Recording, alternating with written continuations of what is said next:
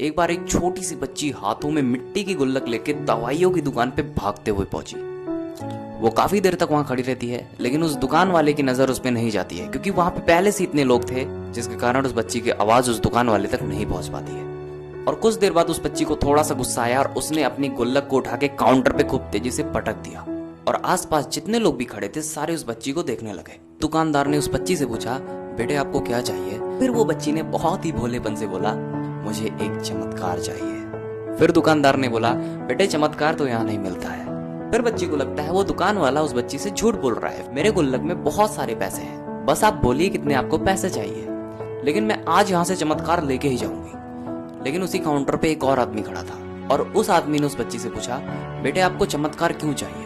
और फिर उस बच्ची ने अपनी कहानी बताई। अभी कुछ दिन पहले मेरे भाई के सर में दर्द हुआ, मेरे पापा मम्मी उसे हॉस्पिटल ले गए। उसके बाद कई दिन तक मेरा भाई घर नहीं आया और मैं जब भी पापा से पूछती तो वो बोलते वो आ जाएगा, कल आ जाएगा। तो मैंने देखा कि मम्मी रो रही थी और पापा कह रहे थे कि उसकी दवाइयों के लिए जितने भी पैसे चाहिए उतने हमारे पास नहीं है, अब उसको कोई चमत्कार ही बचा सकता है। तब मुझे लगा कि मेरे पापा के पास इतने पैसे नहीं है तो क्या हुआ, मेरे पास तो है।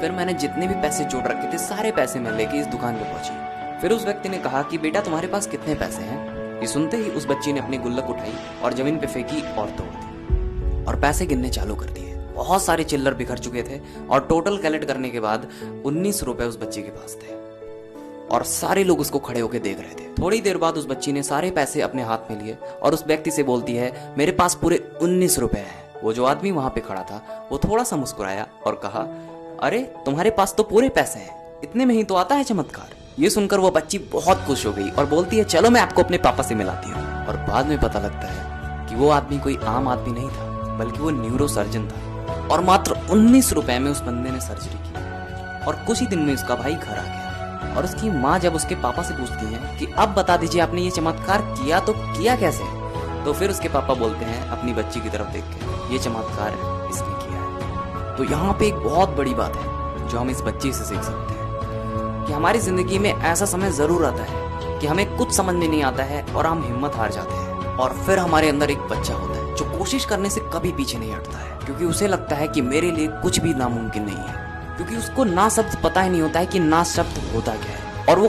कोशिश किसी भी हाल में नहीं छोड़ता है। और जाते जाते बस इतना ही कहना चाहूंगा, जो कमजोर होते हैं वो अपनी किस्मत पे रोते हैं, और जिन्हें आगे बढ़ना होता है वो पत्थर का सीना चीर के भी आगे बढ़ जाते हैं। अब आप इंस्टाग्राम के साथ साथ यूट्यूब पे भी हमारे साथ जुड़ सकते हैं, जिसका लिंक आपको हमारी प्रोफाइल के बायो में मिल जाएगा। तो आप एक बार जाके चेकआउट जरूर करिएगा और हमें उम्मीद है कि हमारी वीडियो आपको जरूर पसंद आएगी। धन्यवाद।